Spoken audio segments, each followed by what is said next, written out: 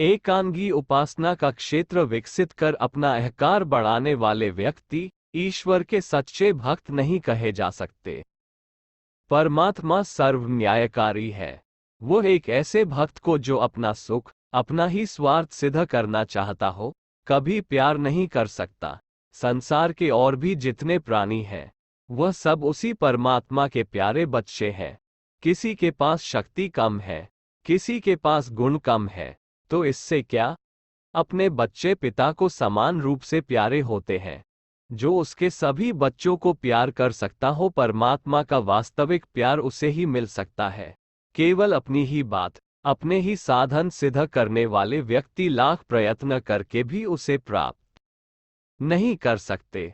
प्रेमी भक्तों के लक्षण बताते हुए गीता में भगवान कृष्ण के लिखा, हे अर्जुन, मैं उन भक्तों को प्यार करता हूँ जो कभी किसी से द्वेष भाव नहीं रखते, सब जीवों के साथ मित्रता और दयालुता का व्यवहार करते हैं, ममता रहित, अहंकार शून्य, दुहक और एक सा रहने वाला, सब जीवों के अपराधों के क्षमा करने वाला, सुख सदैव संतुष्ट, मेरा ध्यान करने वाला, विरागी, दृढ़ निश्चयी और जिसने अपना मन बुद्धि मुझे समर्पित कर दिया है, ऐसे भक्त मुझे अतिशय प्रिय है।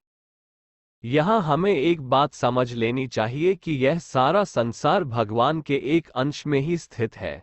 छोटे बड़े, अच्छे बुरे सब उसी के बनाए हुए हैं। उनके हित और कल्याण का भी उसे ध्यान होना चाहिए।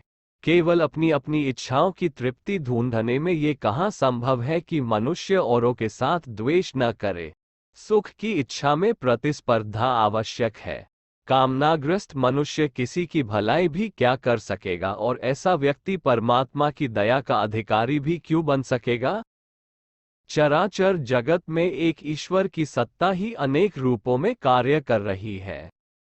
ईश्वर के एक अंत की उपासना की जाए और अन्यों की बिल्कुल उपेक्षा की जाए तो परमात्मा उस भक्त से कैसे संतुष्ट हो सकता है?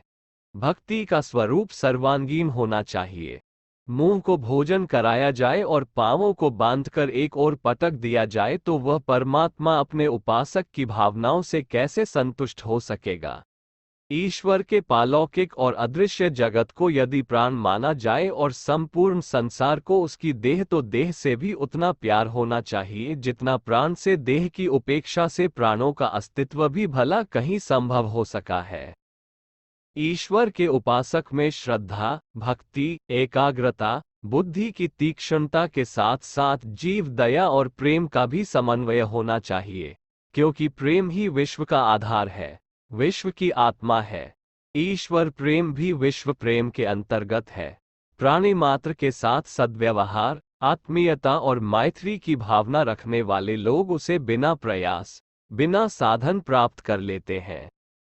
चतुर जनों की यह रीति है कि वे किन्हीं महापुरुषों की कृपा प्राप्त करने के लिए उनकी प्रिय संतान की सेवा और प्यार करते हैं।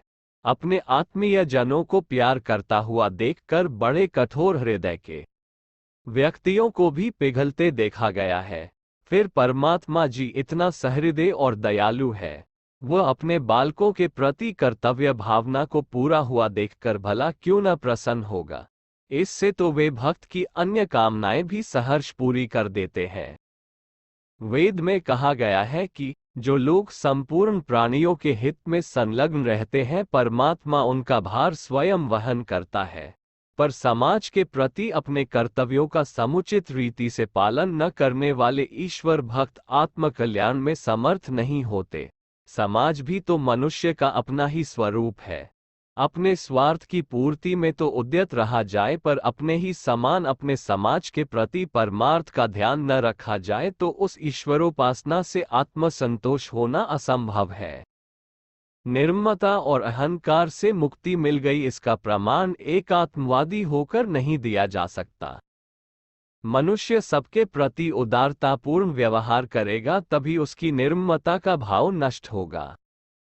अहंकार भी जब तक अपने आप को औरों के लिए त्यागपूर्वक न भुलाया जाएगा तब तक दूर होना संभव नहीं। ईश्वर कभी किसी के सामने प्रत्यक्ष नहीं हुआ, इसलिए वो प्रत्यक्ष सेवाएं भी कभी नहीं ले सकता। उपासना और प्रार्थना से प्रभावित होकर मनुष्य रूप धारण कर कदाचित वह ईश्वर अपनी विभूतियों सहित भक्त के समक्ष उपस्थित हो जाता और भक्त अपना सर्वस्व अर्पण कर देता तो संभव था उस स्थिति में उसे आत्मसंतोष हो जाता। पर परमात्मा के संसार में ऐसी व्यवस्था नहीं है। वह यदि अपने आराधक की त्याग वृत्ति को देखना चाहेगा तो अपने किसी बालक को ही परीक्षा के लिए भेजेगा। हम अपने बच्चे, धर्मपत्नी, परिवार, गांव, मोहल्ले वाले, समाज और राष्ट्र तथा संपूर्ण विश्व के लिए आत्मत्याग की भावना का परिष्कार करके ही तो सर्वात्मा की कृपा का पुण्य फल प्राप्त कर सकते हैं, और ये तभी संभव है जब हम सबके साथ प्यार करें, सबके साथ आत्मीयता रखें, सबके साथ सहानुभूति बरतें, सबकी उन्नति में सहयोग दें। किसी के साथ ईर्ष्या, छल, पाखंड, अन्याय, अत्याचार करके परमात्मा की कृपा का अधिकार प्राप्त करने की बात सोचना मिथ्या है। तब यह आवश्यक है कि उपासना का स्वरूप बहुमुखी हो। आत्मोद्धार के लिए एकांत में बैठकर करुण भाव से ईश्वर की उपासना की जाए, पर अपने अन्य भाइयों को भी असाध्य अवस्था से ऊपर उठाया जाए। भगवान के स्वरूप की याद करते हुए प्रेमपूर्वक उनके नाम का जप और कीर्तन, ध्यान और भजन तो किया जाए, पर उनके समाज शरीर की भी उपेक्षा न की जाए। संपूर्ण जीवों में भगवान का अंश विराजमान है। सब लोग उसी की विविध मूर्तियां हैं। सब उसके अंग हैं, सब उसके साधन हैं। एक साधन के लिए अन्य साधन क्यों भुलाए जाएं? ईश्वर की एकांगी उपासना क्यों की जाए? परमात्मा केवल एकांतवासी को मिलते हैं और त्यागी का अर्थ घर बार छोड़कर योगी हो जाना है। यदि ऐसा अर्थ लगाया जाए तो फिर हमारे ऋषियों की सारी व्यवस्था एवं भारतीय दर्शन की सारी मान्यता ही गलत हो जाएगी। जप, ध्यान या साधना की एक निश्चित सीमा होती है। उसके बाद की साधना समाज और विश्व के हित साधना तथा लोक मंगल में जुटने की होती है। ऋषियों ने गृहस्थ में रहकर साधनाएं की, पर उन्हें कोई स्वार्थवादी नहीं कह सकता। वे समाज के हित के लिए अंत तक लगे रहे। निर्माता का अर्थ भी दरअसल मैं और मेरे का त्याग है। ये जो कुछ है वह परमात्मा का अंश है।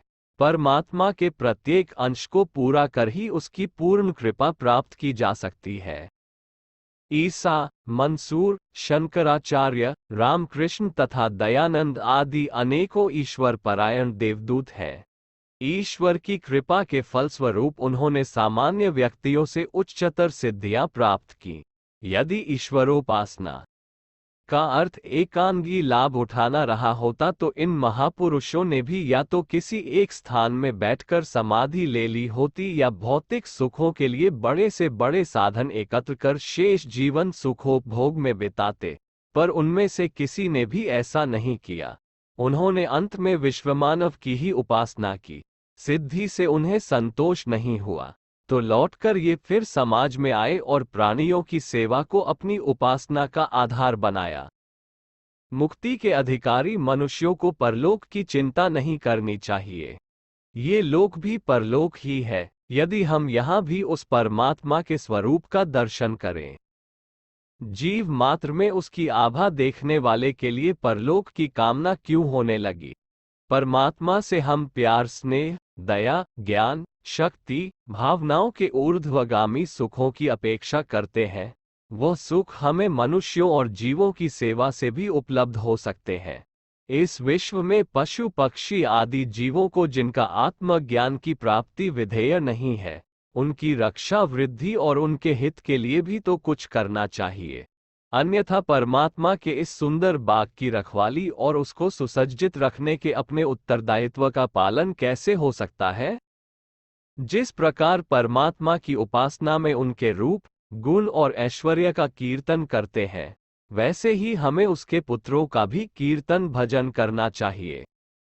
जो पदार्थ जीवों के लिए उपयोगी हैं और सद्गुणों, सत्कर्मों की वृद्धि में सहायक हैं, उन पदार्थों की उन्नति, वृद्धि और रक्षा करने की चेष्टा करना भी आवश्यक है। परमात्मा अपनी प्रत्येक सुंदर वस्तु की साज सावार देखकर उतना प्रसन्न होगा जितना शायद वह अपने गुणों की प्रशंसा मात्र से न होगा। उपयोगी पदार्थों की रक्षा द्वारा सत्संपत्तियों को बढ़ाने की चेष्टा के साथ बुराइयों की रोकना भी ईश्वर की ही उपासना है। इसमें भी परमात्मा के सौंदर्य गुण की ही उपासना का भाव छिपा है। जो पदार्थ जीवों के दुर्गुण और दुष्कर्मों को बढ़ाने वाले हैं, उनके घटाने और नष्ट करने के लिए भी हमारे प्रयत्न बिना किसी कामना या द्वेष भावना के चलते रहने चाहिए।